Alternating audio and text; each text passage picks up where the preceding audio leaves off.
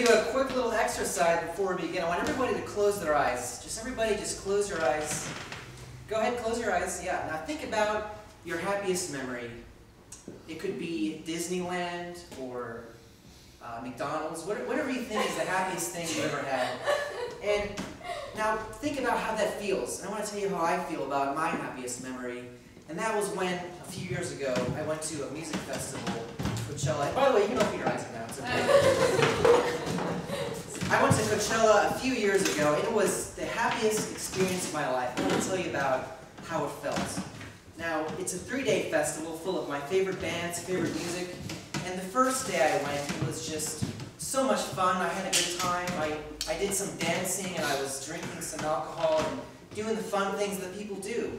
And on the second day, I had even more fun, and I danced with some other people, and it was just really, really exciting. And on the third day, I told myself, Lee, you know, you've had fun 2 days in a row. Let's try to push it to the limit. Let's have the most fun we can possibly have. And that's the motto I went out with that morning.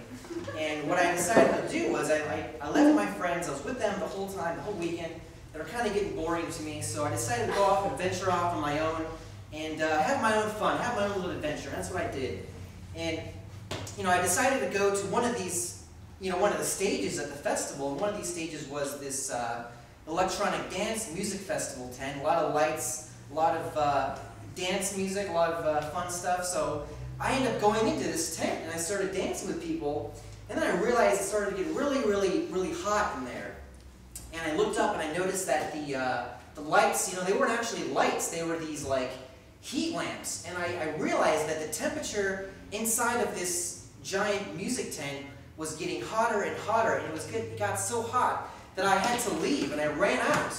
And when I walked away, and I turned back and I saw the entire tent was up in flames. It was on fire, and all these poor innocent kids inside were burning up alive. They were being incinerated.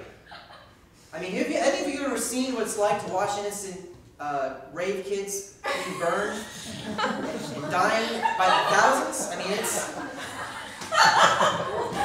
You're laughing, but it's horrifying. I was so afraid. And the only thing I could do, I went over to one of the attendants at the festival, and I went up to him and was like, hey man, listen, these people over here, they're being burned alive, they're dying. You gotta do something, man, this is horrifying. And he just looked at me and he started laughing at me. And that was when I got really angry, and I was like, oh my gosh, this man is a mass murderer. And it was just horrifying. Have you ever looked into the eyes of a mass murderer for any reason? Because when you look into their eyes, the one thing you want to do is just kill them right then and there. If I had a gun, I would have killed them and saved everybody, but I didn't have a gun on me, so I pulled out the only other thing I had, the only other weapon I had on me, my fanny pack. And it was my camera, and I busted out my camera, and I started recording this man. I said, hey buddy, I know what you're up to, I'm filming this, I got it all on camera, you and your minions are all going down, this operation is being taken down, I'm taking this footage to the next news station, and this is going to be aired on the news, and this whole operation is going down. And this guy, he just kept laughing at me, because he must have known that I was not getting out of there alive. And so I realized that this man and his minions were going to be coming after me. So I started running out of there.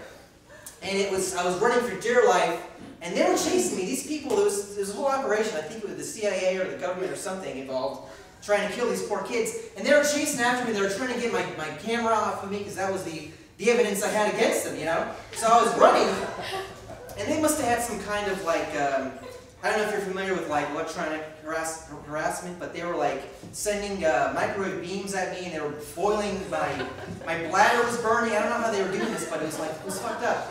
And eventually it got so painful in my groin area that I had to let go of my camera. So I took my fanny pack off, and I just dropped it wherever I could, and that's when they decided to turn off the electronic harassment. They let me go, and I just walked out of that park feeling really terrible that I let down these poor kids. They're burning alive, they're dying, and I didn't save them. I left the park feeling really horrible. And that's when my friends called me, and they were like, Lee, where'd you go, man? Where are you? And I realized there that wasn't them. It was the government or the CIA or somebody was recreating the sound of their voice. So I hung up on them, and I was about to throw my phone in the garbage, but then I realized, wait, I should call someone first before I do this. who's the only person I can trust here? And I called my mother because she's the only one that I can trust. And I called her up and I was like, Mom, I feel really terrible. This is the end. You know, this is it. I don't know if I can keep going on here. I really failed today. This has been the worst experience of my life. And she's like, Lee, well, I thought you were at this music festival, having a good time, you know? What did you do? What happened that made it so horrible? And I was like, well, you know, let me retrace my steps. I got up this morning. I went to my friend he's this hippie guy, and he lives in this little VW bus. And, you know, he gave me a few hits of acid. And I took the acid. And then she's like, oh, you took the acid. That's probably why you're hallucinating. All of this stuff is happening.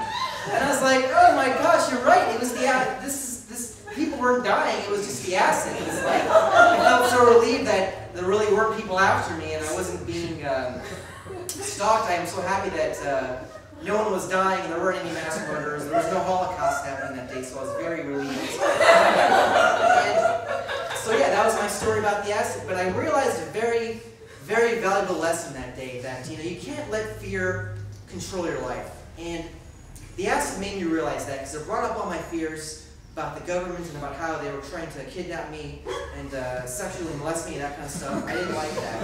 And I'm really happy that it was just the acid. And it wasn't the acid itself, it was really the fear inside me that the acid brought out. And I certainly encourage any of you that hasn't tried it to do so. And, I'm actually selling some if you want $5 a hit. That's the only reason I'm here is to sell drugs, by the way. So that's my story. Thank you very much. Talk to you after the show if you want to.